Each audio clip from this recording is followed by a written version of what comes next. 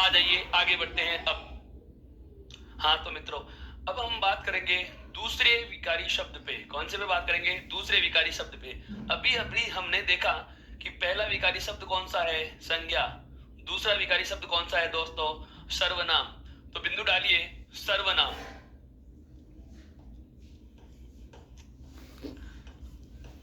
अब बात आती है कि ये सर्वनाम क्या होता है, सर्वनाम किसे कहा जाता है दोस्तों? बिल्कुल बिल्कुल, आपका कहना, आपका जवाब सही है मेरे दोस्तों।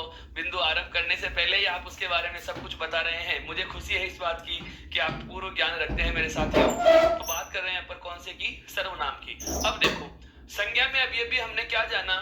संज्ञा में जाना है क्या कि एक तो व्यक्ति का नाम होता है, एक किसका नाम होता है दोस्तों? वस्तु का नाम होता है, और एक किसका नाम है दोस्तों? स्थान का नाम है, और एक किसका नाम है दोस्तों? भाव का नाम है। अर्थात व्यक्ति, वस्तु, स्थान और भाव। व्यक्ति, वस्तु, स्थान और भाव के नाम को, व्यक्ति, वस्तु, स्थान और भाव के नाम को हमने क्या नाम दिया दोस्तों? संज्ञा दिया। ठीक उसी प्रकार से मैं कह सकता हूं कि दुनिया के जितने भी नाम हैं, इसके ठीक पहली क्लास में, कल की कक्षा में हमारी वार्ता हुई थी क्या कि संज्ञा कहा किसे जाएगा, संज्ञा का आरंभ कहां से करें? तो संज्ञा का आरंभ का यदि हम बात करें तो परिचय के संदर्भ में मैंने आपको एक बात बताई थी क्या कि इस दुनिया में जितने भी सारे नाम हैं, इस दुनिया में जितने भी सारे नाम हैं, वो सब क्या है दोस्तों? संज्ञाएं हैं। अर्थात दुनिया के सब नामों को हमने क्या दिया? दुनिया के सब नाम क्या है दोस्तों? संज्ञा है। दुनिया के सब नाम क्या है दोस्तों? संज्ञा है। ये हमने कब जाना? कल जब हमने संज्ञा के बेस की बात की थी, संज्ञा की परिभाषा से ठीक पहले की स्थिति से हम परिचित हुए। क्यों? आज इस सृष्टि पर जो भी कोई चीज है, चाहे वो किसी भी रूप में हो, किसी भी अवस्था में हो, किसी भी दशा में क्यों न हो, सभी के अपने अपने नाम होते हैं, और इन्हीं सब नामों को हमने एक ही नाम दिया दोस्तों, क्या? संज्ञा। क्या नाम दिया? संज्ञा। अब बात आती है क्या कि इस सर्वनाम का मतलब क्या होता है? सर्वनाम कहा किसे जाएगा? सर्वनाम का मतलब क्या होता है और सर्वनाम कहा किसे जाएगा? जरा दिमाग लगाना साथियों। सर्वनाम में दो पद हैं। सर्वनाम में कितने पद हैं दोस्तों? दो। एक तो कौन सा है? सर्व। और एक कौन सा है दोस्तों? नाम। एक तो सर्व है और दूसरा कौन सा है? नाम। बात आती है इन शब्दों का अर्थ क्या होगा? बात आती है इन शब्दों का अर्थ क्या होगा? तो देखिए, सर्व जो शब्द है इसका अर्थ होता है सबका। सर्व का शाब्दिक अर्थ क्या होता है दोस्तों? सबका। और नाम का मतलब ही क्या लेंगे? नाम ही लेंगे। नाम का मतलब क्या है? नाम। अर्थात निश्चित पहचान का शब्द। निश्चित पहचान का शब्द। अर्थात सर्व और नाम का शाब्दिक अर्थ क्या हुआ दोस्तों?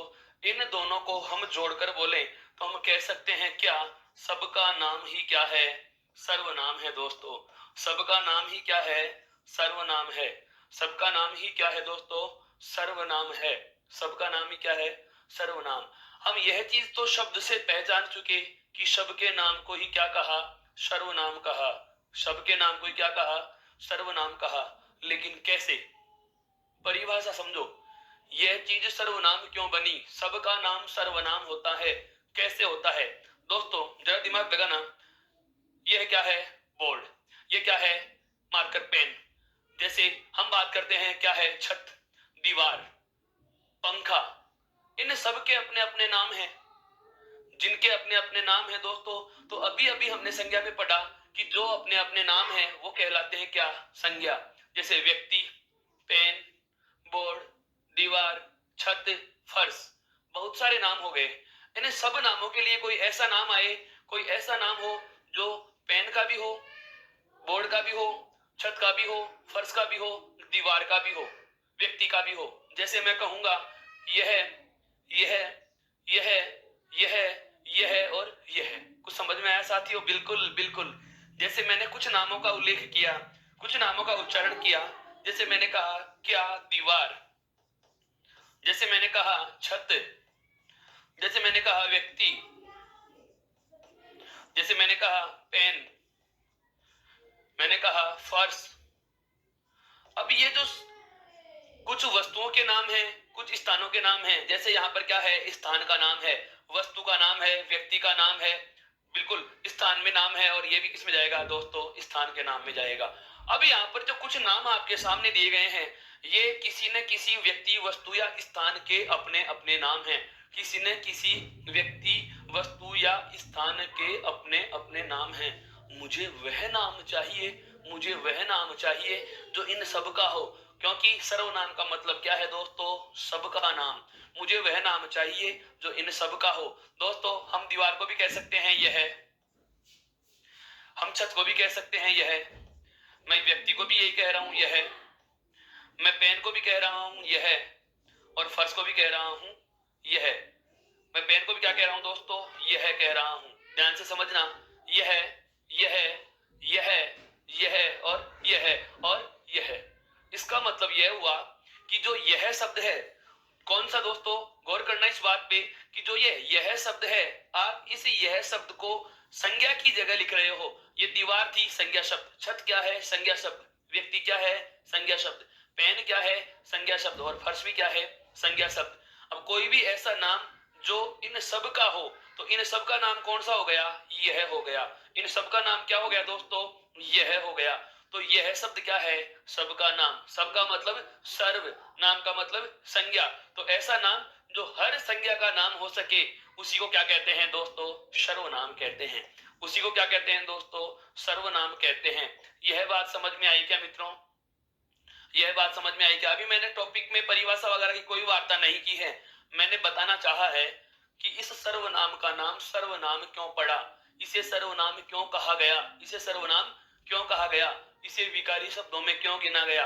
विकारी शब्दों में इसलिए गिना गया दोस्तों क्योंकि ये सभी क्या हैं, संज्ञा शब्द। ये सभी कौन से शब्द हैं मित्रों, संज्ञा शब्द हैं। ये सभी कौन से शब्द हैं दोस्तों, संज्ञा शब्द हैं। और हमें पता है कि संज्ञा शब्द क्या होता है, विकारी होता है। हमें पता है कि संज्ञा शब्द क्या होता है दोस्तों, विकारी होता है।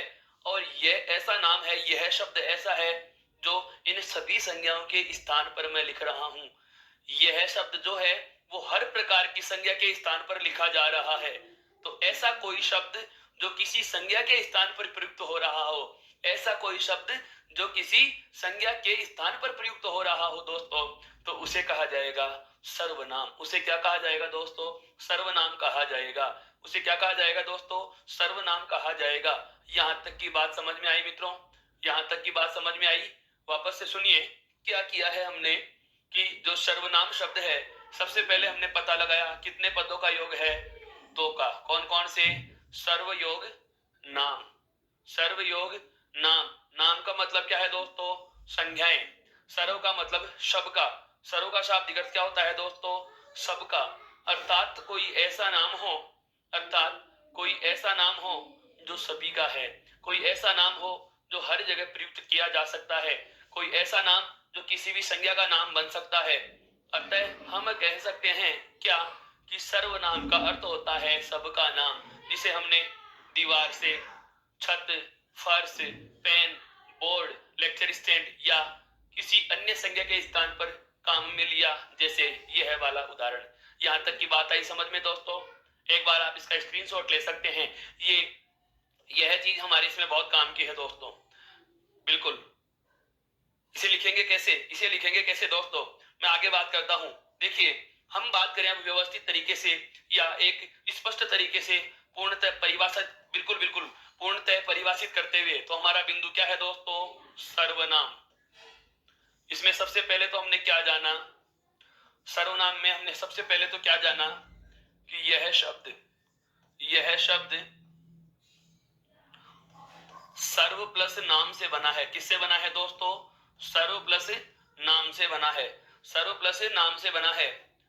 बात आती है दोस्तों इसी से संबंधित, क्या यदि इसका शाब्दिक अर्थ पूछा जाए, क्या पूछा जाए दोस्तों, शाब्दिक अर्थ पूछा जाए कि सर्वनाम शब्द का शाब्दिक अर्थ क्या होगा, तो शाब्दिक अर्थ क्या हो जाएगा दोस्तों, सबका नाम। क्या हो जाएगा, सबका नाम। दो चीजें पता चल चुकी हैं, सर्वनाम शब्द किन दो पदों से बना है, एक बात। दूसरी बात, सर्वनाम शब्द का शाब्दिक अर्थ क्या होता है। अब आती है बात क्या, परिभाषा की। अब आती है बात क्या कि सर्वनाम शब्द को हम परिभाषित करें तो इसकी परिभाषा क्या होगी। सर्वनाम शब्द को यदि हम परिभाषित करें तो सर्वनाम की परिभाषा क्या लिखी जाएगी। तो ध्यान देना, हमें पता है कि ये संज्ञा के स्थान पर प्रयुक्त हो रहा है। कैसे प्रयुक्त हो रहा है यह चीज अभी अभी हमने जानी है। जैसे बहुत सारे संज्ञा शब्द हमारे पास नाम है, बहुत सारे संज्ञा शब्द हमारे पास नाम है, और इन संज्ञा शब्दों को, इन नामों को हमने एक यह नाम से संबोधित कर दिया, इसी यह शब्द से संबोधित कर दिया। किया या नहीं किया? किया है। तो ऐसा कोई भी नाम जो किसी भी संज्ञा के स्थान पर प्रयुक्त किया जा सकता हो, ऐसा कोई भी नाम जो किसी भी संज्ञा के स्थान पर प्रयुक्त किया जा सकता हो, वह क्या कहलाता है दोस्तों? सर्वनाम कहलाता है। और हमें यह पता है कि ये विकारी होता है या अविकारी? तो विकारी होता है दोस्तों। कैसा होता है? विकारी होता है। तो आगे हम परिभाषा में क्या लिखेंगे, ध्यान से समझना कि वे विकारी शब्द, हमें पता है सर्वनाम क्या है दोस्तों? विकारी है। क्या है दोस्तों? विकारी। तो परिभाषा क्या हो जाएगी कि वे विकारी शब्द जो किसी संज्ञा के स्थान पर, जो किसी संज्ञा के स्थान पर, समझना ध्यान से दोस्तों, जो किसी संज्ञा के स्थान पर प्रयुक्त होते हैं, वे विकारी शब्द जो किसी संज्ञा के स्थान पर प्रयुक्त होते हैं, वे विकारी शब्द जो किसी संज्ञा के स्थान पर प्रयुक्त होते हैं, उन्हें क्या कहा जाता है दोस्तों? सर्वनाम कहलाते हैं। क्या कहलाते हैं दोस्तों? सर्वनाम कहलाते हैं। ध्यान से समझना इस बात को, पुनः दोहरा रहा हूं। सर्वनाम किसे कहा जाएगा? सर्वनाम किसे कहा जाएगा? तो सर्वनाम होते हैं वे विकारी शब्द जो किसी भी संज्ञा के स्थान पर प्रयुक्त किए जाते हैं, जो किसी भी संज्ञा के स्थान पर प्रयुक्त किए जाते हैं, वो क्या कहलाते हैं दोस्तों? सर्वनाम कहलाते हैं। जैसे एक उदाहरण से बात करें, जैसे इसके उदाहरण की बात करें दोस्तों, हम कह सकते हैं, जैसे एक उदाहरण ले लेते हैं इसका। मैं कहूं राम अध्यापक है। ध्यान से समझना मित्रों, जैसे मैंने कहा राम क्या है? अध्यापक है। जैसे मैंने कहा राम अध्यापक है। अब इस वाक्य में व्यक्ति का मुझे नाम दिया गया है। इस वाक्य में मुझे व्यक्ति का क्या दिया गया है दोस्तों? नाम दिया गया है। और मुझे पता है नाम है तो ये नाम क्या होता है मित्रों? संज्ञा होती है। नाम क्या है दोस्तों? संज्ञा शब्द है। नाम कैसा शब्द है दोस्तों? संज्ञा शब्द है। अब मैं पुनः एक वाक्य कहूं, पुनः एक पंक्ति बोलूं कि राम अध्यापक है, राम का अच्छा व्यक्तित्व है, राम कर्तव्य के प्रति सचेत रहता है, राम अपनी जिम्मेदारियों के प्रति सचेत रहता है, राम समय का पाबंद है, तो बार बार मैं राम शब्द बोलूंगा तो सुनने में थोड़ा अरुचि सी हो जाती है कि एक नाम को आप बहुत बार प्रयोग कर रहे हो, अति हो जाती है दोस्तों। तो हम बार बार एक नाम का, बार बार एक संज्ञा शब्द का दोहरान न करते हुए एक बार राम शब्द का प्रयोग कर लेंगे। कैसे?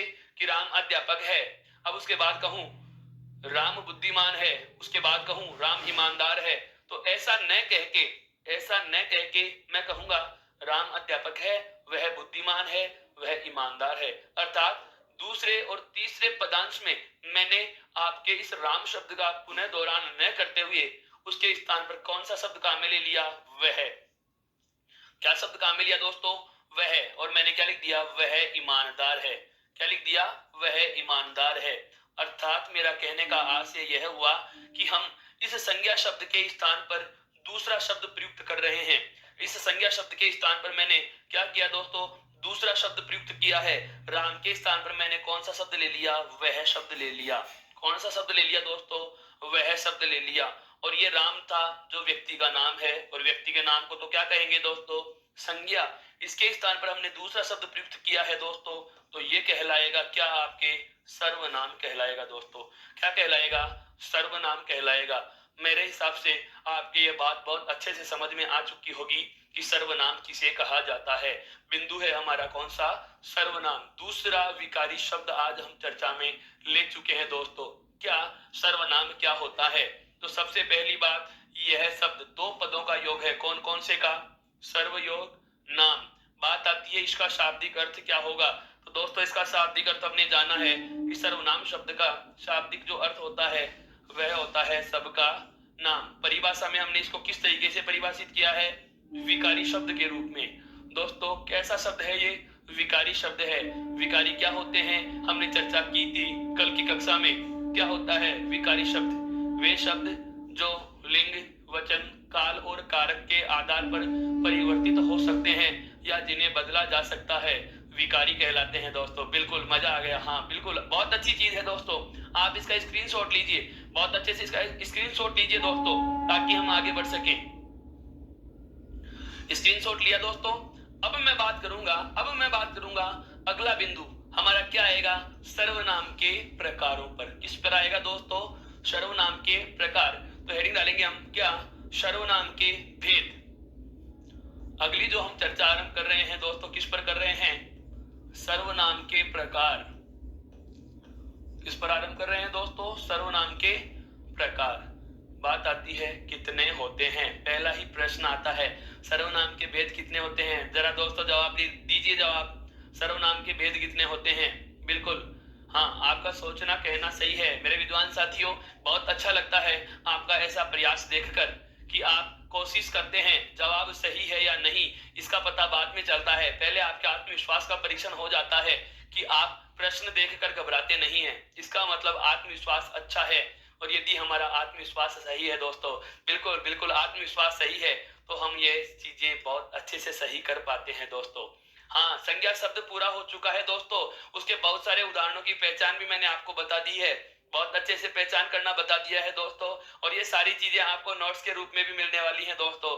बिल्कुल ई उत्कर्ष ऐप पर आप, हाँ बिल्कुल ई उत्कर्ष ऐप पर आप ई बुक प्राप्त कर सकते हैं दोस्तों। अभी तक यदि आपने ई उत्कर्ष ऐप को इंस्टॉल नहीं किया तो उसको इंस्टॉल करें, और बिल्कुल टेलीग्राम ऐप को भी ज्वाइन करें दोस्तों। वहां पर आपको इस बोर्ड के पीडीएफ भी मिलेंगे, उनका भी लिंक आपको प्राप्त हो जाएगा, जहां से आप इसके बोर्ड के स्क्रीनशॉट का पीडीएफ प्राप्त कर सकते हैं दोस्तों।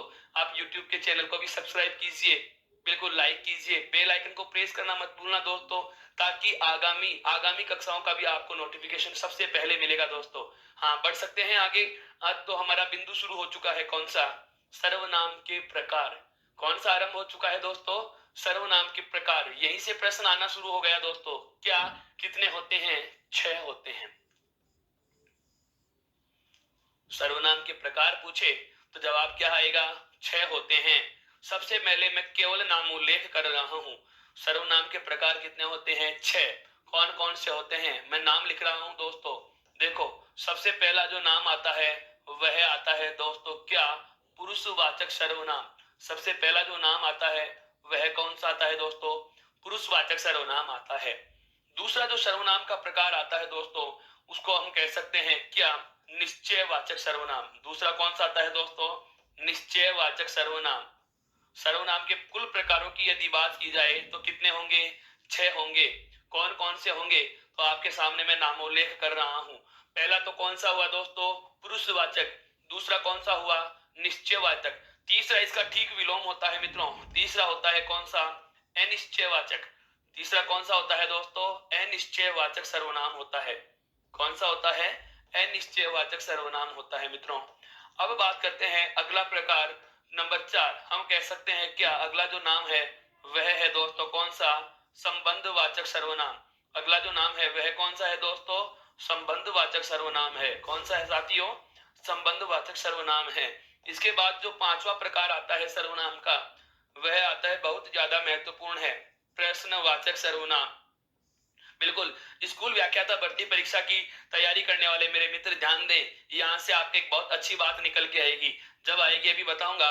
प्रश्नवाचक सर्वनाम 5वां प्रकार सर्वनाम का सर्वाधिक महत्वपूर्ण प्रकार है। और अंतिम जो होता है दोस्तों, सबसे छोटा प्रकार होता है एक क्या? निजवाचक सर्वनाम। कौन सा होता है दोस्तों? निजवाचक सर्वनाम। इस प्रकार से यदि आपको पूछ लिया जाए कि निम्न में सर्वनाम के कौन सा भेद है और कौन सा नहीं है, जैसे 3 नाम ये दे दे और चौथा नाम दे दे व्यक्तिवाचक, या एक नाम तो दे देगा उनमें से, या 3 नाम दे देगा अन्य, जैसे विशेषण के 3 प्रकार दे दिए और एक नाम इनमें से उठा लेगा।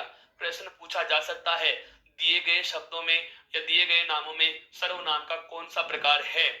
कुल प्रकारों की बात की जाए तो सदैव कितने होंगे मित्रों? 6 होंगे। कितने होंगे? 6 होंगे। सर्वनाम के प्रकार कितने होंगे दोस्तों? 6। कौन कौन से होंगे? जो आपके सामने उल्लेखित हैं।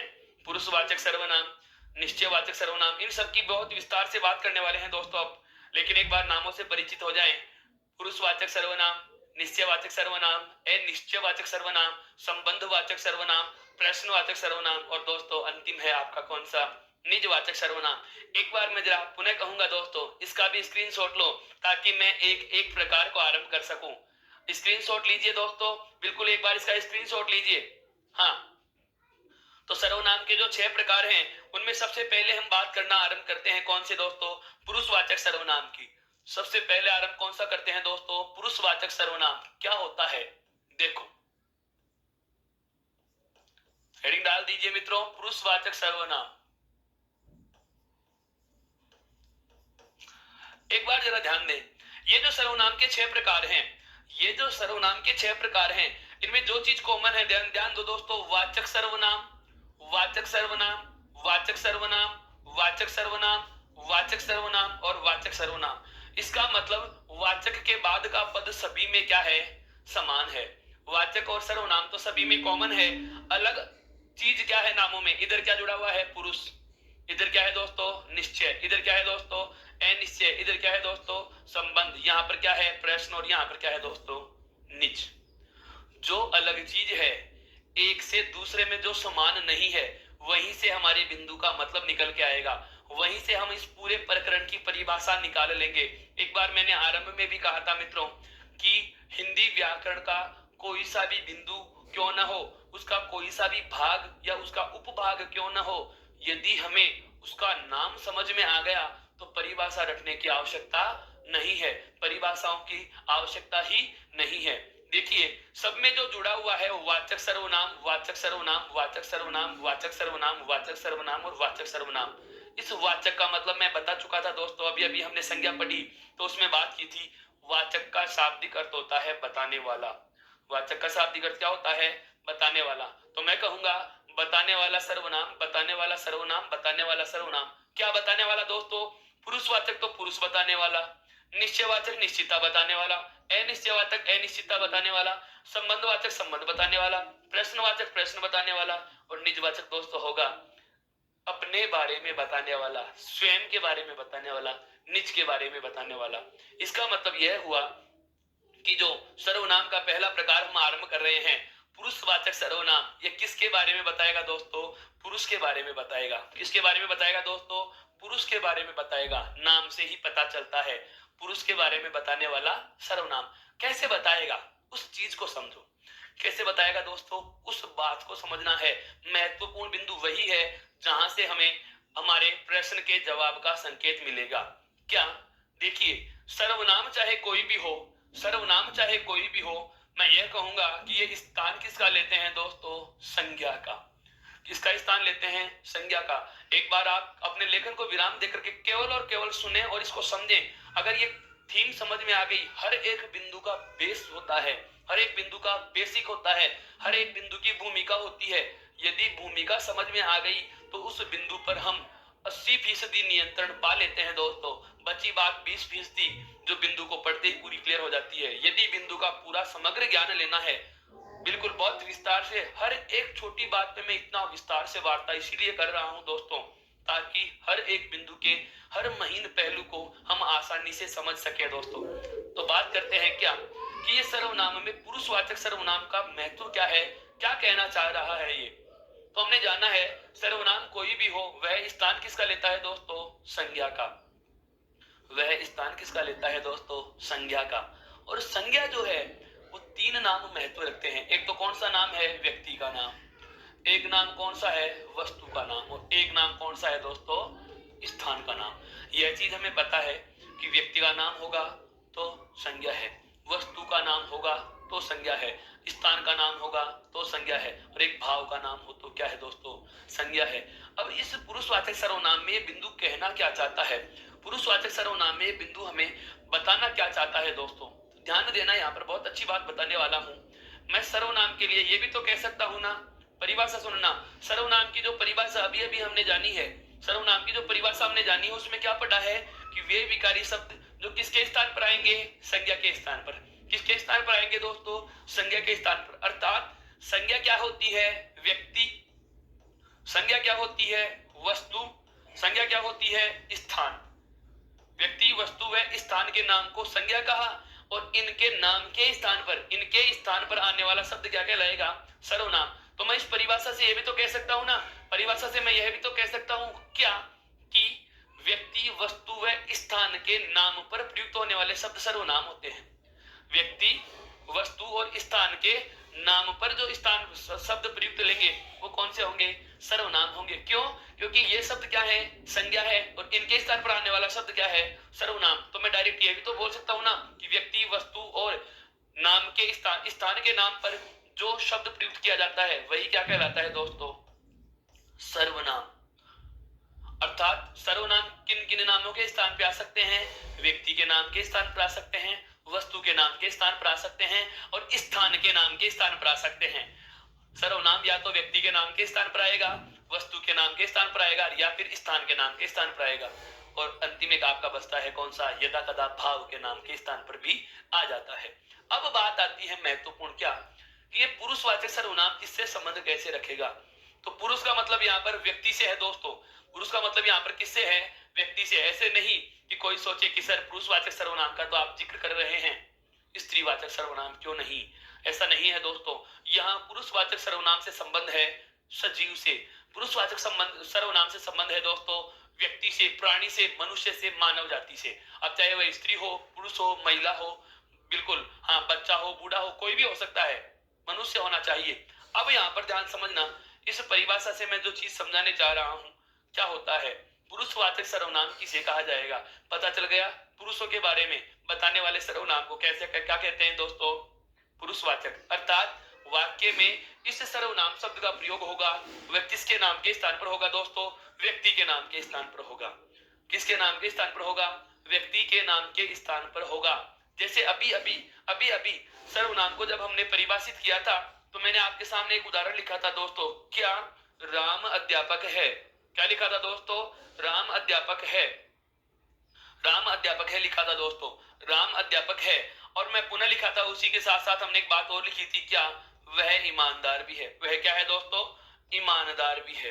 तो अब ध्यान देना, राम व्यक्ति का नाम है, इसका मतलब यह तो क्या है? संज्ञा। यह तो क्या है दोस्तों? संज्ञा। संज्ञा का मतलब व्यक्ति का नाम। व्यक्ति के नाम के स्थान पर कोई शब्द लिखूंगा तो वह क्या कहलाएगा दोस्तों? सर्वनाम। अर्थात यह शब्द क्या है यहाँ पे? सर्वनाम है। वह शब्द क्या है यहाँ पे? सर्वनाम है। अब बात आती है पुरुषवाचक सर्वनाम क्यों है ये? सुनिए, बात किसी कर रहा है दोस्तों? राम। राम एक प्राणी है, एक व्यक्ति का नाम है। हमने यही तो जाना है। पुरुष का मतलब व्यक्ति, पुरुष का मतलब यहाँ पर क्या लेंगे दोस्तों? व्यक्ति। वाचक का मतलब क्या हो गया? बताने वाला। वाचक का अर्थ क्या होता है दोस्तों? बताने वाला। व्यक्ति बताने वाला सर्वनाम। व्यक्ति बताने वाला सर्वनाम। अर्थात वह सर्वनाम शब्द जो व्यक्ति के बारे में बताता है क्या कहलाता है दोस्तों? पुरुषवाचक सर्वनाम। परीक्षा में प्रश्न कैसे आता है? परिभाषा आपसे नहीं पूछेगा, और परिभाषा भी हम चर्चा में भी नहीं लाए हैं दोस्तों। मैं केवल इस बिंदु का थीम समझाना चाहता हूं कि इस नाम का मतलब क्या है, पुरुषवाचक सर्वनाम है क्या चीज, पता चल चुका। पुरुषवाचक सर्वनाम वह शब्द सर्वनाम का जो बात करता है व्यक्ति की, बात करेगा व्यक्ति के स्थान पर आकर। अब बात आए कि इसको परीक्षा की दृष्टि से कैसे समझें, तो सुनिए, इसको हम परिभाषित करना चाहें, पुरुषवाचक सर्वनाम को यदि हम परिभाषित करना चाहें तो ध्यान देना, सर्वनाम का ऐसा रूप जिसमें कितने पुरुष मौजूद होंगे दोस्तों? 3 पुरुष होंगे। अर्थात पुरुषवाचक सर्वनाम में जो वाक्य हमें दिया जाएगा उसमें 3 पुरुषों की बात होगी। प्रत्येक वाक्य में 3 पुरुष होते हैं। कितने होते हैं दोस्तों? 3 होते हैं। बिल्कुल आपका कहना सही है मित्रों। कितने होते हैं? 3 पुरुष होते हैं। एक तो कौन होता है साथियों? एक तो कौन होता है? एक तो होता है इसमें कौन? कहने वाला। एक तो कौन होता है दोस्तों? कहने वाला होगा। एक तो कौन होगा दोस्तों? कहने वाला होगा। कौन होगा दोस्तों? कहने वाला। दूसरा जो होगा वह होगा क्या? सुनने वाला। दूसरा कौन होगा साथियों? सुनने वाला। और तीसरा कौन होगा? तीसरा कौन होगा? वह जिसके बारे में बात कही जा रही है। तीसरा कौन होगा दोस्तों? वह जिसके बारे में कहा जाए। वह जिसके बारे में या जिसके संबंध में कहा जाए। वह जिसके बारे में कहा जाए। ध्यान से समझना दोस्तों, यहां तक की बातें।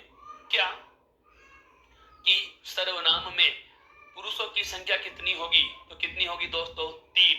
अब आपको आश्चर्य इस बात में नहीं होगा कि 3 होगी। यह चीज तो हमें समझ में आ रही है कि पुरुषवाचक जो सर्वनाम है वो भी व्यक्तियों के नाम के स्थान पर आएंगे, कोई दिक्कत नहीं है, समझ में आया।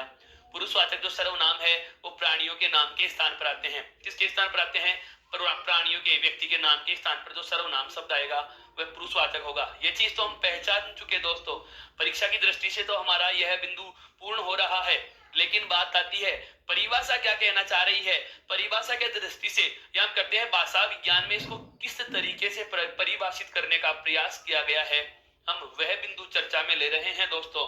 तो हमें पता चल रहा है क्या कि पुरुषवाचक सर्वनाम में पुरुषों की संख्या कितनी होगी? 3 होगी। पुरुषवाचक सर्वनाम में पुरुषों की संख्या कितनी होगी दोस्तों? 3 होगी। अब वो 3 कौन कौन से होते हैं? वो 3 कौन कौन से होते हैं? तो एक तो पुरुष होता है, इसमें कौन? कहने वाला। एक तो कौन होता है दोस्तों? कहने वाला। एक कौन होता है दोस्तों? सुनने वाला। और एक कौन होता है?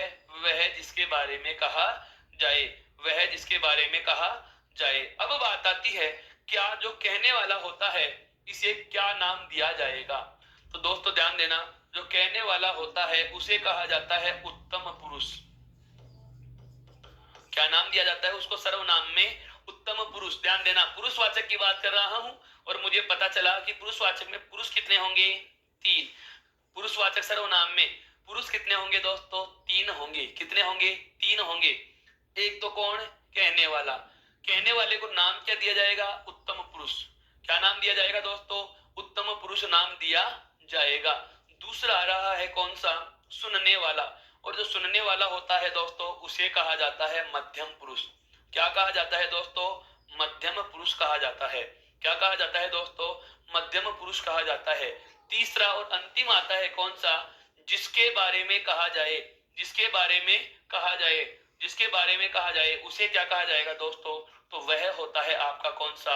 अन्य पुरुष। वह कौन सा होता है दोस्तों?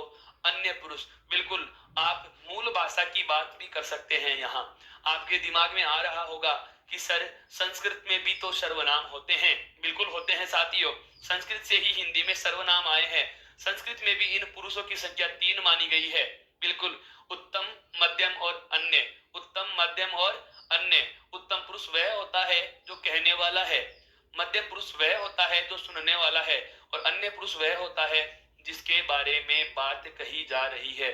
जिसके बारे में बात कही जा रही है। ये 2 चीजें समझ में आई। अंग्रेजी भाषा में भी दोस्तों इन्हें जो बिल्कुल हाँ जो पुरुष होते हैं इन्हें माना जाता है प्रोनाउन के रूप में। कैसे माना जाता है दोस्तों? प्रोनाउन के रूप में। नाउन का मतलब संज्ञा, अंग्रेजी में सर्वनाम को कहा जाता है क्या? प्रोनाउन। और वहां भी हम बात करते हैं क्या? First person pronoun, second person pronoun और थर्ड पर्सन प्रोनाउन। यहाँ तक की बात बहुत अच्छे से समझ में आई दोस्तों। अभी तक मैंने इस बिंदु को परिभाषित नहीं किया, केवल इसका बेसिक बेस क्लियर किया है, जहां से हमें बचे हुए 5 प्रकार समझने में बेहद सहायता मिलने वाली है। क्या मैंने विचार साझा किए? एक बार दोहरान कर रहा हूं कि पुरुषवाचक जो सर्वनाम होता है वह किसके बारे में बताएगा मित्रों? व्यक्तियों के बारे में बताएगा। किसके बारे में बताएगा? व्यक्तियों के बारे में बताएगा। जैसे हम बात कर रहे थे, पूर्व में हमने एक उदाहरण लिया, कौन सा? राम अध्यापक है। फिर पुनः मैं राम के बारे में एक बात और कहना चाहता, क्या? कि राम ईमानदार है। राम अध्यापक है, राम ईमानदार है, राम समय का पाबंद है। तो राम राम शब्द को बार बार प्रयोग में लेने से सुनने में अरुचि होती, इसलिए मैंने इस व्यक्ति के नाम के स्थान पर, व्यक्ति का नाम मतलब संज्ञा के स्थान पर दूसरा शब्द लिखा है। संज्ञा के स्थान पर दूसरा शब्द लिखा है, जो क्या कहलाया दोस्तों? सर्वनाम कहलाया। इसमें मैं व्यक्ति की बात कर रहा हूं, तो व्यक्तियों के बारे में लिख रहा हूं, तो सर्वनाम कौन सा होगा? पुरुषवाचक। सर्वनाम कौन सा होगा? पुरुषवाचक। यह तो हो गई प्रकार की बात। बात आती है पुरुषवाचक सर्वनाम में कौन सी विशेषता पाई जाएगी? तो ध्यान दो, पुरुषवाचक सर्वनाम में कितने पुरुष होते हैं दोस्तों? 3 होते हैं। कितने होते हैं? 3 होते हैं। कौन कौन से? एक तो होता है आपका कहने वाला। पहला तो कौन होता है दोस्तों? कहने वाला होता है। दूसरा कौन सा होता है दोस्तों? सुनने वाला। दूसरा कौन सा होता है? सुनने वाला। और तीसरा या अंतिम जो होता है वह कौन सा होता है? जिसके बारे में कहा जाए, वह जिसके बारे में बात कही जा रही है। अब आश्चर्य होगा आपको जानकर कि इस वह ईमानदार है, इस पंक्ति में भी दोस्तों 3 पुरुष हैं। इस पंक्ति में भी दोस्तों कितने पुरुष हैं? तीन पुरुष हैं। बिल्कुल हर एक बात को सर खोलकर बता रहे हैं। बिल्कुल दोस्तों, इतना विस्तृत वर्णन करने की वजह मैं नहीं दोस्तों, आप हैं जिन्होंने उत्कर्ष पर भरोसा किया, सर पर भरोसा किया, सर के स्वभाव की तरह, बिल्कुल उनके नाम की तरह जो सर का स्वभाव है उस पर भरोसा किया। दोस्तों ये सब चीजें आपको उपलब्ध हो रही हैं।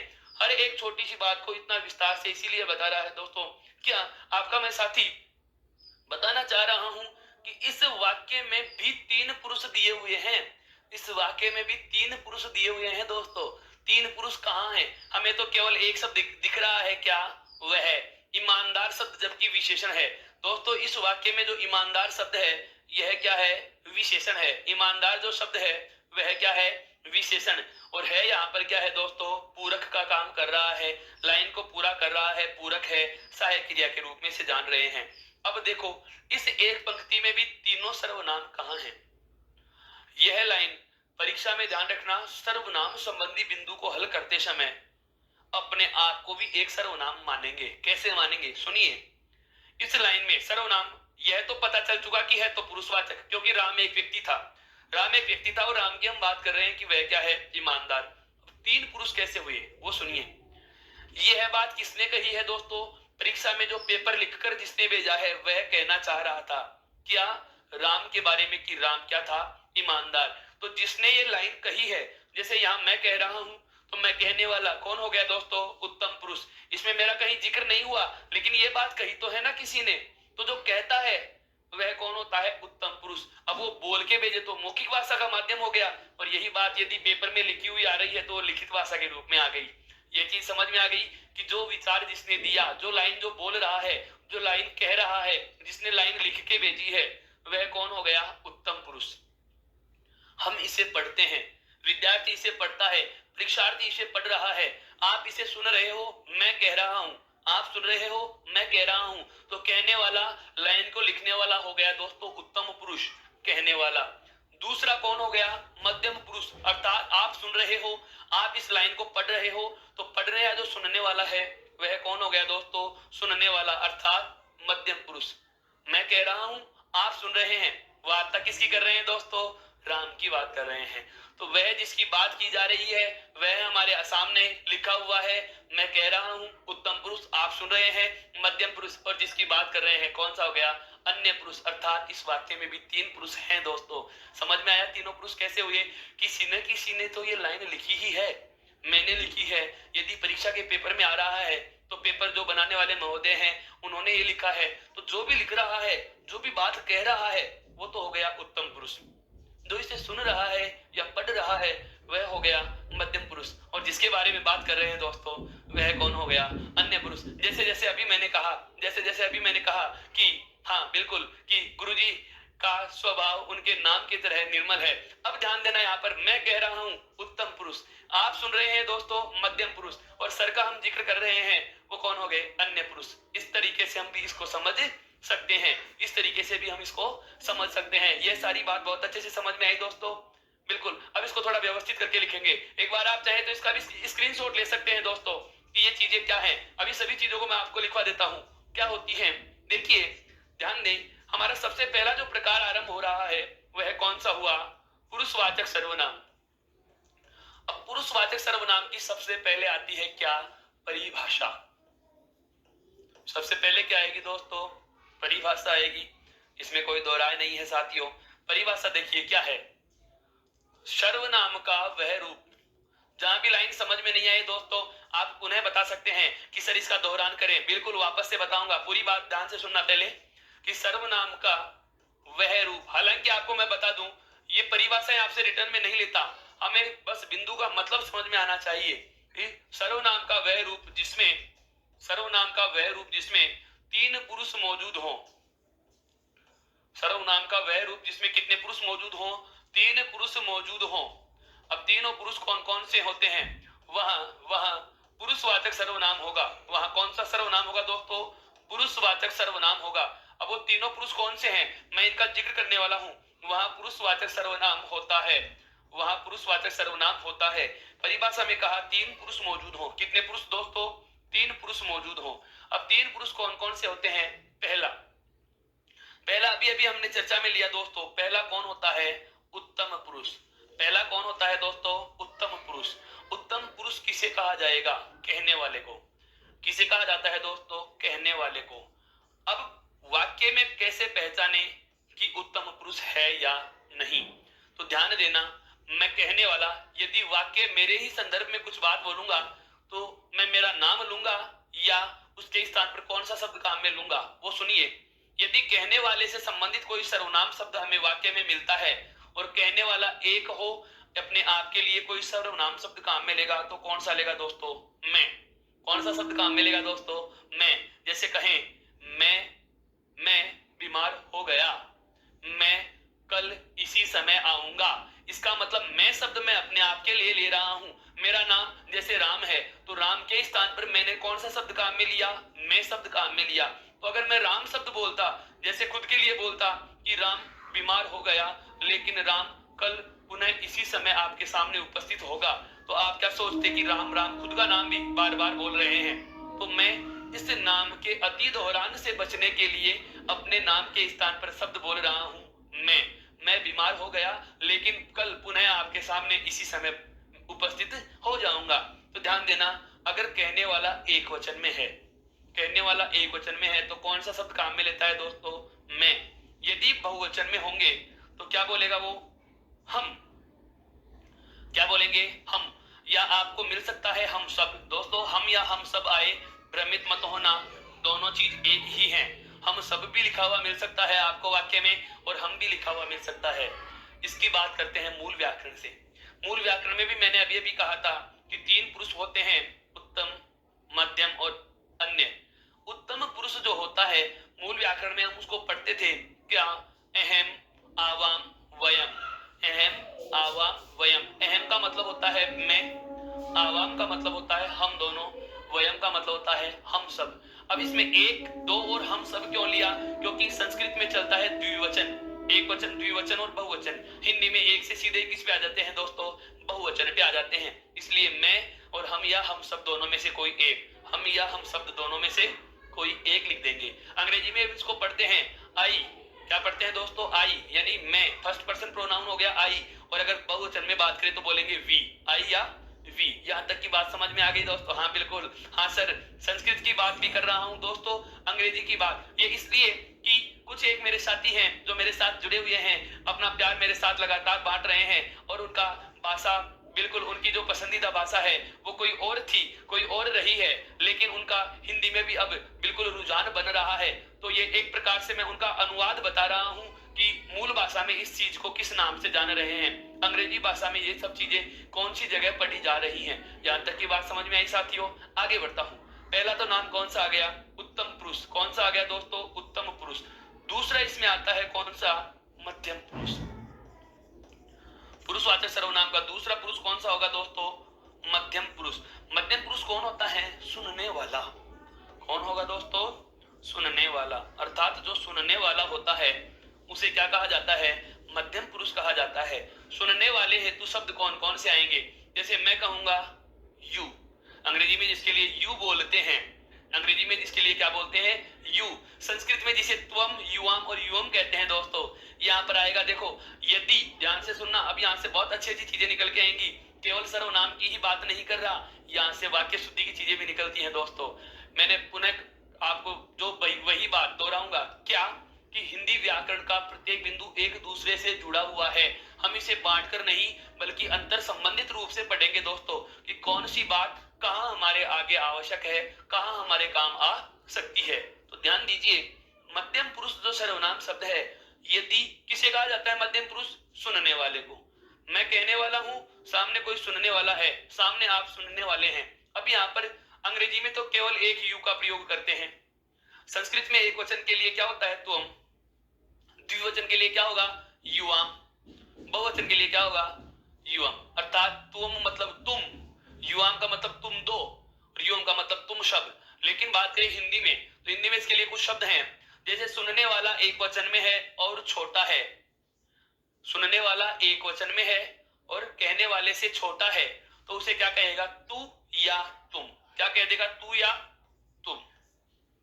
ये केवल छोटों से, हाँ ध्यान रखना, कहने वाले से सुनने वाला यदि छोटा है उम्र में, अनुभव में, हर जगह, हर स्तर पर अगर उनसे छोटा है तो उसके लिए हम कौन सा शब्द काम में लेते हैं? तू या तुम। जब एक वचन में हो और सुनने वाला कहने वाले से क्या है? छोटा है। अब बात आती है क्या यदि वो बहुवचन में हो गए तो तू या तुम। अब बात आती है सुनने वाला यदि संख्या में ज्यादा है और सुनने वाले संख्या में ज्यादा होने के साथ साथ छोटे भी हैं तो आप उसको तुम भी बोल सकते हो, और यदि आप उन्हें सम्मान देना चाहें तो क्या बोलोगे? आप।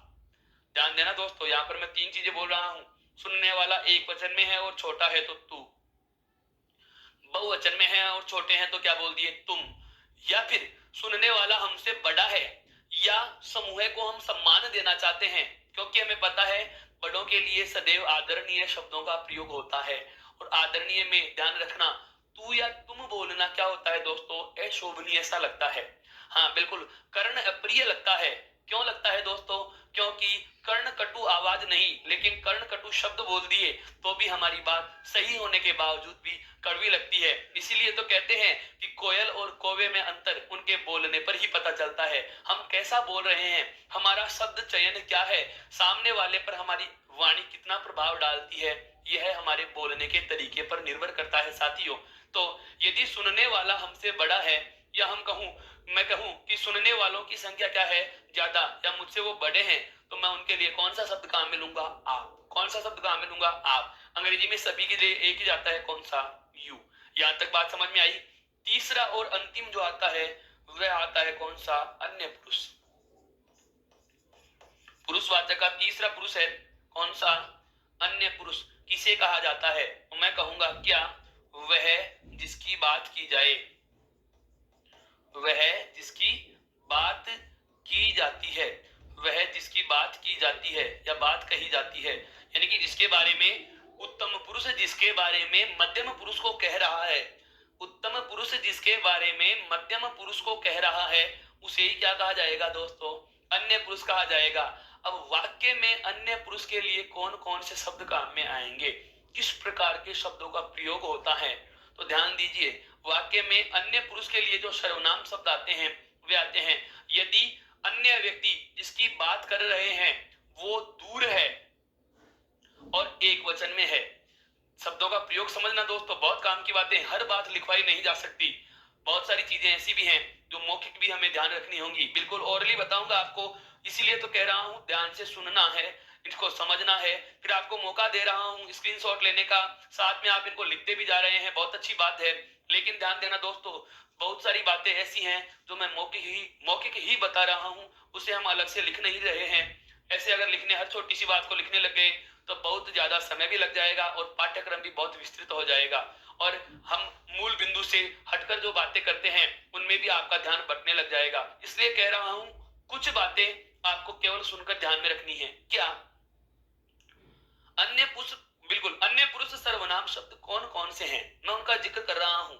यदि मैं कह रहा हूं आप सुन रहे हैं, मैं कह रहा हूं आप सुन रहे हैं, कहने वाला उत्तम, आप मतलब मध्यम, मैं कह रहा हूं आप सुन रहे हैं, और हम जिसके बारे में बात करने वाले हैं, हम मतलब आप और मैं, हम जिसके बारे में बात करने वाले हैं वह व्यक्ति एक वचन में है और दूर है, तो सर्वनाम शब्द आएगा कौन सा? वह। हमसे दूर भी है और एक वचन में है और हमसे छोटा भी है, ध्यान देना। तो क्या बोलेंगे? वह। क्या बोलेंगे? वह। और यदि जिसकी हम बात कर रहे हैं, हम जिसकी बात कर रहे हैं वह व्यक्ति पास में है और एक वचन में है और छोटा भी है, तो हम बोलेंगे कौन सा दोस्तों? यह है। कौन सा सर्वनाम शब्द काम में लेंगे? यह शब्द। ये वाक्य शुद्धि में आते हैं, बिल्कुल दोस्तों। किस में आते हैं दोस्तों? वाक्य शुद्धि में आते हैं। बताऊंगा कैसे जुड़ेंगे वाक्य शुद्धि में, जब वाक्य शुद्धि के नियम पढ़ेंगे उस समय। हाँ बिल्कुल दोस्तों, यदि जिसके बारे में बात की जाए वह दूर है, एक वचन में है और हमसे छोटा है, तो हम शब्द काम में लेंगे वह है।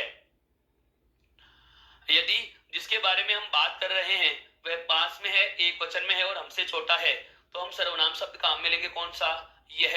यदि जिसके बारे में बात की जा रही है वो दूर हो या आदर सूचक में हो या संख्या में ज्यादा हो, तो हम क्या बोलेंगे दोस्तों? वे। क्या बोलेंगे दोस्तों? वे। जैसे अभी मैंने कहा आपने सुना सर की बात कर रहे हैं क्या कि वे सामाजिक कार्यों के प्रति समाज के भले के लिए समय समय पर विभिन्न प्रकार के कार्यक्रमों का आयोजन करते हैं। वे तो क्या हुआ, सुनने वाला अपने आप समझ जाएगा कि जिसकी बात की जा रही है या तो वो संख्या में ज्यादा है या फिर कहने वाले के लिए आदरणीय है, सम्माननीय है। तो सम्माननीय या आदर के अर्थ में भी सदैव दोस्तों बहुवचन शब्दों का प्रयोग होता है। जैसे एक लाइन बोलूं, पिताजी आ गया या पिताजी आ गए, तो आ गया एक वचन है, आ गए बहुवचन है, लेकिन पिताजी एक होने के बावजूद भी हमने गए शब्द का प्रयोग इसलिए किया दोस्तों क्योंकि आदर सूचक के अर्थ में, आदर सूचक के अर्थ में सदैव बहुवचन शब्दों का प्रयोग होगा दोस्तों। यहां तक की बात समझ में आई। यदि पास में है बहुवचन है या पास में है आदरणीय है, तो हम बात सर्वनाम शब्द कौन सा काम में लेंगे, ये। कौन सा शब्द काम में लेंगे दोस्तों, ये। और दूर बहुवचन जो है उसके लिए आप कौन सा शब्द काम में ले सकते हो, वो। अर्थात मैं बात करूं पुनः, क्या मैं बात करूं पुनः कि पुरुषवाचक सर्वनाम किसे कहा जाता है, तो पुरुषवाचक सर्वनाम की परिभाषा में हमने यही जाना कि वे सर्वनाम शब्द या वे सर्वनाम जो तीन रूपों में हमारे पास मौजूद रहे। वह वाक्य जिसमें तीनों पुरुष मौजूद होते हैं। कौन कौन सा, कहने वाला, सुनने वाला और जिसके बारे में बात कही जाए। कहने वाले को नाम क्या दिया दोस्तों, उत्तम पुरुष। सुनने वाले को नाम क्या देंगे, मध्यम पुरुष। और जिसके बारे में बात कही जाती है वह क्या कहलाता है, मध्यम पुरुष। अब इसका उदाहरण समझो, उदाहरण समझो दोस्तों, बहुत अच्छे से इसका उदाहरण लिख रहा हूं। जैसे अभी हम बात कर रहे थे, क्या राम अध्यापक है, अभी अभी हमने चर्चा की दोस्तों, क्या राम अध्यापक है। प्रश्न कैसे बनता है अब समझ में आएगा। जैसे मैंने कहा राम अध्यापक है और इसी के स्थान पर हम पुनः लिख रहे थे, क्या वह ईमानदार है। क्या लिख रहे थे दोस्तों, वह ईमानदार है। अब यहाँ पर इस राम के स्थान पर वह शब्द लिखा गया है। राम के स्थान पर कौन सा शब्द लिखा गया है दोस्तों, वह शब्द लिखा गया है। हमें ये चीज तो पता है दोस्तों, हमें ये चीज तो बहुत अच्छे से पता है, क्या कि राम एक व्यक्ति का नाम है। अतः राम एक व्यक्ति का नाम है तो राम यहाँ पर क्या होगा, राम यहाँ पर क्या है दोस्तों, संज्ञा है। राम यहाँ पर क्या है दोस्तों, संज्ञा है। और ये संज्ञा के स्थान पर आने वाला शब्द है, ये संज्ञा के स्थान पर आया दूसरा शब्द है। अतः यह क्या कहलाएगा, सर्वनाम कहलाएगा। क्या कहलाएगा दोस्तों, सर्वनाम। अब प्रश्न कैसे पूछा जाता है, सुनिए। नीचे वाला ये वाक्य है, वह ईमानदार है, ऐसा का ऐसा दे दिया जाता है और वह शब्द को अंडरलाइन कर दिया। बता रहा हूं बहुत अच्छे से समझो, क्योंकि इस एक प्रकार में सारी चीजें हम समझ लेंगे, उसके बाद अन्य 5 प्रकारों की केवल परिभाषा और उदाहरण समझना है। इसमें आपको प्रश्नों के प्रकार, पुरुषों के प्रकार, प्रश्न का रूप, ये सब बातें मैं इसीलिए बता रहा हूं कि यह चीज अगर समझ में आ गई तो सर्वनाम चुटकियों का काम हो जाएगा, बिल्कुल बहुत सरल हो जाएगा। 15 मिनट में सारे सर्वनाम क्लियर हो जाएंगे। ये अकेला बिंदु समझ में आ गया तो क्या प्रश्न कैसे पूछा जाएगा। हमें वाक्य दे दिया गया, वह ईमानदार है। वाक्य क्या दे दिया गया दोस्तों, वह ईमानदार है। प्रश्न क्या पूछ रहा है, पहला प्रश्न बनता है, क्या बनता है दोस्तों, इसमें इस वह शब्द को अंडरलाइन कर देगा। इस वह शब्द को वह रेखांकित करता है और प्रश्न पूछता है, दिए गए वाक्य में, दिए गए वाक्य में रेखांकित पद है, दिए गए वाक्य में रेखांकित पद है। और विकल्प बनाता है दोस्तों, विकल्प बनाता है। अंडरलाइन जिसको कर रखी है, रेखांकित जिसको कर रहा है, वह दिया गया जो पद है, पद या मतलब होता है वाक्य में लिखा शब्द। अगर कोई शब्द अकेला है तब तक तो वह शब्द है, लेकिन यदि किसी शब्द को वाक्य में लिख दिया जाता है दोस्तों, तो वह पद के नाम से जाना जाता है। किसके नाम से जाना जाता है साथियों, पद के नाम से जाना जाता है। प्रश्न सुनना, उसके बाद विकल्पों का चयन करें। प्रश्न सुनने के बाद आप विकल्प चुनोगे। बिल्कुल मेरे दोस्त जवाब देना आरंभ कर चुके हैं, क्यों, बहुत सरल प्रश्न था। प्रश्न क्या है, सुनाई नहीं, जवाब कैसे मान लूं, कौन सा दे दिया। प्रश्न क्या है, दिए गए वाक्य में रेखांकित पद क्या है, संज्ञा है, सर्वनाम है या विशेषण है या क्रिया। तो हम कहेंगे क्या, सर्वनाम। पहले प्रकार का सबसे सरल प्रश्न जिसकी पूछे जाने की संभावनाएं न के बराबर होती हैं दोस्तों, लेकिन क्या पता पूछ ले। समझ में आ गया। ये सामान्य सा प्रश्न है कि हमें वाक्य दे देगा और पद को अंडरलाइन कर देगा और पूछ लेगा कौन सा शब्द है, संज्ञा शब्द है, सर्वनाम शब्द है, क्रिया शब्द है या विशेषण शब्द है। तो हमें पता है क्या है ये, सर्वनाम, सर्वनाम। दूसरा प्रश्न, दूसरा प्रश्न, दूसरा प्रश्न जो बनेगा दोस्तों, दिया गया जो वाक्य होगा, दिया गया जो वाक्य होगा, दिया गया जो वाक्य है इसमें इसी वह शब्द को अंडरलाइन कर रखा है और पूछ रहा है क्या, दिए गए वाक्य में रेखांकित पद कौन सा सर्वनाम है। अब समस्या आने लगेगी। दिए गए वाक्य में रेखांकित पद कौन सा सर्वनाम है। अब बात आती है कैसे पहचाने सर्वनाम। हमने तो अभी 5 की चर्चा तो की ही नहीं, तो लेकिन हमने जिसकी चर्चा की वह वाला नियम लगाकर देखिए। क्या, ईमानदार, हमें पता तो है सर्वनाम शब्द या तो आते हैं व्यक्ति के नाम के स्थान पर संज्ञा अर्थात सर्वनाम, या आते हैं वस्तु के नाम के स्थान पर संज्ञा के सर्वनाम, और या फिर आते हैं स्थान के नाम के स्थान पर। क्यों? क्योंकि व्यक्ति, वस्तु और स्थान का नाम ही संज्ञा और इनके नाम के स्थान पर आने वाला शब्द ही क्या है, सर्वनाम। अब आप बताइए दोस्तों, कोई स्थान या वस्तु तो ईमानदार हो नहीं सकती, तो ईमानदार कौन हुआ, व्यक्ति, अर्थात यह पुरुष की बात कर रहा है। इसलिए हम सीधा कह देंगे कि दिए गए वाक्य में रेखांकित शब्द है वो कौन सा सर्वनाम होगा। दिए गए वाक्य में जो रेखांकित शब्द है दोस्तों वह कौन सा सर्वनाम होगा, पुरुषवाचक सर्वनाम होगा। कौन सा होगा दोस्तों, पुरुषवाचक सर्वनाम होगा। दो प्रश्न समझ में आ गए।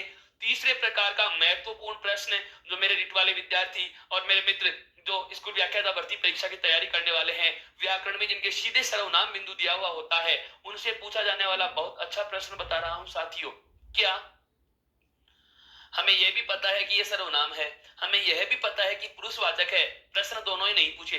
प्रश्न क्या पूछ लिया, दिए गए शब्द में या दिए गए वाक्य में रेखांकित पद कौन सा सर्वनाम का पुरुष है या सर्वनाम का कौन सा पुरुष है। अब आपको इसमें पुरुष पूछ रहा है, तो पुरुष कब बता पाओगे, जब आपको यह पता हो कि पुरुष आते कौन से सर्वनाम में है। तो पुरुष आते हैं पुरुषवाचक सर्वनाम में। कितने होते हैं, 3। अब आपको जो लिखे हुए शब्द दिख रहे हैं, देखिए ये कुछ शब्द मैंने जो आपके साथ साझा किए हैं, ये कुछ जो शब्द मैंने आपके साथ साझा किए हैं दोस्तों, ये क्या है, आपके इन शब्दों के द्वारा इस सर्वनाम के पुरुष की पहचान होगी। यदि उत्तम पुरुष होगा तो इनमें से कोई एक मिलेगा, यदि मध्यम पुरुष होगा तो इनमें से कोई एक मिलेगा, और यदि अन्य पुरुष होगा तो इनमें से कोई एक मिलेगा। बताइए दोस्तों, ये चीज समझ में आ रही है क्या। तो अब मैं बात करूं आपसे कि वह शब्द कौन सा सर्वनाम, पुरुषवाचक, और पुरुष कौन सा। तो आप इसका जवाब दोगे, आप इसका जवाब दे दोगे कि दिए गए वाक्य में देखो, ये पहला प्रकार का प्रश्न क्या था, सर्वनाम। दूसरा प्रकार का प्रश्न जिसका जवाब क्या है, पुरुषवाचक। दूसरे प्रकार का प्रश्न का जवाब क्या हो गया, पुरुषवाचक। और तीसरा जो मैंने पूछा आपसे, पुरुष पूछ ले कौन सा पुरुष, तो हमारा सदैव जवाब क्या होगा दोस्तों, अन्य पुरुष। कौन सा पुरुष है, अन्य पुरुष है, क्योंकि यहाँ पर ये वह शब्द हमें लिखा हुआ मिल रहा है। यदि यहाँ पर आ जाता आप ईमानदार है तो ये सर्वनाम तो पुरुषवाचक ही होता, सर्वनाम और पुरुषवाचक ही होता, लेकिन आप लिखते ये कौन से में चला जाता दोस्तों, मध्यम में। यदि लिखा जाता मैं ईमानदार हूं, तो यहाँ पर सर्वनाम तो पुरुषवाचक ही रहता, लेकिन पुरुष कौन सा होता, उत्तम पुरुष होता दोस्तों। कौन सा पुरुष होता, उत्तम पुरुष होता। मेरे हिसाब से यहाँ तक की सारी बातें आपको बहुत अच्छे से समझ में आ गई होंगी कि सर्वनाम किसे कहा गया। सर्वनाम कहा गया ऐसा कोई भी विकारी शब्द जो संज्ञा के स्थान पर प्रयुक्त किया जाता है। ऐसा कोई भी विकारी शब्द जो संज्ञा के स्थान पर प्रयुक्त किया जाता है, क्या कहलाता है दोस्तों, सर्वनाम कहलाता है। फिर बात आती है प्रकार कितने होते हैं, 6 होते हैं। प्रकार कितने होते हैं, 6, जिसमें सबसे पहले हमने चर्चा में शामिल किया है कौन से को, पुरुषवाचक सर्वनाम को। और पुरुषवाचक सर्वनाम में 2-3 महत्वपूर्ण बातें हमने जानी। क्या क्या, पुरुषवाचक सर्वनाम में सबसे पहली महत्वपूर्ण बात, पुरुषवाचक सर्वनाम में सबसे पहली महत्वपूर्ण बात हमारे सामने क्या आई है दोस्तों, कि इसमें पुरुष कितने होंगे, 3 पुरुष होंगे। इसमें पुरुष कितने होंगे दोस्तों, 3 पुरुष होते हैं। कितने पुरुष होते हैं साथियों, 3 पुरुष होते हैं। 3 पुरुष किस किस नाम से जाने गए, तो एक तो है कौन सा, उत्तम, एक कौन सा है, मध्यम, और एक कौन सा है दोस्तों, अन्य। उत्तम पुरुष को अन्य नाम क्या दिया, कहने वाला। इसकी पहचान के शब्द आते हैं मैं, हम और हम शब्द। मध्यम पुरुष को क्या नाम दिया जाता है, सुनने वाला। इसकी पहचान के शब्द हैं दोस्तों कौन सा, तू, तुम या आप। यहाँ आपका प्रयोग क्यों किया है दोस्तों, यहाँ आपका प्रयोग हमने किया है आदर हेतु। क्यों किया है दोस्तों, सुनने वाले को यदि आदर देना चाहें तो आदर हेतु कौन से शब्द का प्रयोग किया है हमने, आप शब्द का प्रयोग किया है। क्यों किया है, आदर हेतु किया है दोस्तों। क्यों किया है, आदर हेतु किया है। तीसरी बात, बहुत अच्छी बात, तीसरी बात, बहुत ही अच्छी बात क्या है, तीसरा पुरुष, अन्य पुरुष, और जिसके वाचक शब्द यानी कि बताने वाले शब्द कौन कौन से हैं, वह, यह, वे, ये, वो। इस प्रकार से हमें पता चल चुका, एक उदाहरण से भी हमने इसको समझा है दोस्तों। इसका अब आप स्क्रीनशॉट लीजिए ताकि हम अगले प्रकार की चर्चा आरंभ कर सके दोस्तों। बिल्कुल आप इसका स्क्रीनशॉट लीजिए, बिल्कुल लीजिए साथियों। लिया। अब बात आती है क्या, दूसरा प्रकार। अब बहुत अच्छा प्रकार लिखने वाला हूं। दूसरा नाम बता चुका हूं मैं दोस्तों, क्या होता है सर्वनाम का दूसरे प्रकार का नाम है निश्चयवाचक। सर्वनाम का दूसरा जो भेद है वह ले रहे हैं दोस्तों, कौन सा, निश्चयवाचक दोस्तों। कौन सा है, निश्चयवाचक। हेडिंग डाल देंगे निश्चयवाचक सर्वनाम। निश्चयवाचक सर्वनाम। अब बात आती है निश्चयवाचक सर्वनाम होता क्या है। निश्चयवाचक सर्वनाम कहा किसे जाएगा, निश्चयवाचक सर्वनाम कहा किसे जाएगा, बताएं जरा दोस्तों। वही तरीका, दो शब्द है इसमें, वही तरीका है क्या, दो शब्द हैं, शब्द को समझो। एक तो है वाचक और एक क्या है, निश्चय। और आगे क्या जुड़ा हुआ है, सर्वनाम। वाचक का मतलब हमें पता है दोस्तों, वाचक का मतलब क्या होता है, बताने वाला। वाचक का मतलब क्या होता है, बताने वाला। सर्वनाम का मतलब सर्वनाम क्या बताएगा दोस्तों, निश्चितता बताएगा। क्या बताएगा दोस्तों, निश्चितता बताएगा। तो इसकी परिभाषा हम क्या बोलेंगे, निश्चितता का बोध कराने वाले सर्वनाम शब्द क्या होते हैं, निश्चयवाचक सर्वनाम होते हैं। अर्थात ऐसा कोई सर्वनाम शब्द जो किसी संज्ञा की क्या बताए दोस्तों, निश्चितता बताने हेतु प्रयुक्त होते हैं। ऐसा कोई सर्वनाम शब्द जो किसी संज्ञा की क्या बताने के लिए प्रयुक्त होते हैं दोस्तों, निश्चितता बताने प्रयुक्त होते हैं। निश्चयवाचक, निश्चितता बताने वाला। अभी इसके बाद हम चर्चा में लेंगे तीसरा प्रकार, कौन सा, अनिश्चयवाचक अर्थात अनिश्चितता बताने वाला। अनिश्चयवाचक अर्थात अनिश्चितता बताने वाला। और ये क्या बताएगा, निश्चितता बताएगा। अर्थात ये क्या बता रहा है, निश्चय का बोध करा रहा है। तो वे सर्वनाम जो किसी संज्ञा की क्या बताते हैं दोस्तों, निश्चितता बताते हैं। वे क्या बताते हैं दोस्तों, निश्चितता बताते हैं, जिन्हें क्या कहा जाता है, निश्चयवाचक सर्वनाम कहा जाता है। जिन्हें क्या कहा जाता है दोस्तों, निश्चयवाचक सर्वनाम कहा जाता है। अब ध्यान देने वाली बात आएगी, क्या निश्चयवाचक जो सर्वनाम शब्द होते हैं, जैसे एक वाक्य लिख रहा हूं, क्या वह मेरा घर है, वह मेरा घर है। अब इस वाक्य में इस रेखांकित पद की बात कर रहा हूं। पहला प्रश्न है दिया गया रेखांकित पद क्या होगा, जवाब कह देंगे सर्वनाम है। फिर बात आती है कौन सा सर्वनाम है। अभी अभी हमने जाना है कि हमने यह जाना कि वह, यह, ये, वे, वो, यह, वह, ये, वे, वो पुरुषवाचक सर्वनाम के अन्य पुरुष में गिने जाते हैं। कहां गिने जाते हैं दोस्तों, पुरुषवाचक सर्वनाम के अन्य पुरुष में गिने जाते हैं। और अभी हमारे सामने यहाँ भी क्या लिख दिया गया, वह लिख दिया गया। अब समस्या आ गई, क्या विकल्प में पुरुषवाचक सर्वनाम भी आ रहा है। कौन सा आ रहा है, पुरुषवाचक सर्वनाम भी आ रहा है। और विकल्प में आपको कौन सा मिल रहा है, निश्चयवाचक भी आ रहा है। ध्यान से सुनना दोस्तों। और अन्य दो नाम दिए गए हैं। प्रश्न क्या है, दिए गए वाक्य में रेखांकित पद में कौन सा सर्वनाम है। विकल्प में आपको पहला ही विकल्प पुरुषवाचक मिला, विकल्प में आपको पहला ही विकल्प पुरुषवाचक मिला। और अभी अभी हमने जाना भी है कि पुरुषवाचक सर्वनाम के अन्य पुरुष की पहचान का शब्द होता है वह। तो जैसे ही आपको वह दिखा और हमने इसमें कौन सा टिक कर दिया, पुरुषवाचक सर्वनाम टिक कर दिया। कौन सा टिक कर दिया, पुरुषवाचक सर्वनाम टिक कर दिया, जो कि क्या हो गया, गलत। अब सवाल उठता है क्या कि ये गलत क्यों हुआ। तो इसका छोटा सा कारण है दोस्तों, आप खुद जान लीजिए। पुरुषवाचक सर्वनाम में पुरुष कितने होने चाहिए, 3। मैं कह रहा हूं, आप सुन रहे हैं, बात किसकी कर रहे हैं दोस्तों, घर की बात कर रहे हैं, अर्थात स्थान की बात कर रहे हैं। प्राणी की बात तो नहीं कर रहे, पुरुष की बात तो नहीं कर रहे। और जब पुरुष की बात नहीं कर रहे तो तीसरा पुरुष नहीं आया। और पुरुषवाचक सर्वनाम की पहचान क्या होती है, जिसमें कहने वाला भी हो, जिसमें सुनने वाला भी हो और जिसके बारे में बात की जाए। तीनों पुरुष मौजूद हो तो पुरुषवाचक होगा। अर्थात यहाँ पर मैं उत्तम पुरुष और आप सुनने वाले मध्यम पुरुष तो हुआ, लेकिन अन्य पुरुष नहीं मिल रहा, तो पुरुषवाचक क्यों हुआ, नहीं हो सकता। फिर बात आती है, मैं कहूं इसमें निश्चयवाचक है, तो आपके जहन में एक प्रश्न उठता है दोस्तों, क्या वजह हुई कि वह कोई हम पुरुषवाचक में गिने और क्या वजह है कि इस वह कोई हम निश्चयवाचक में गिने।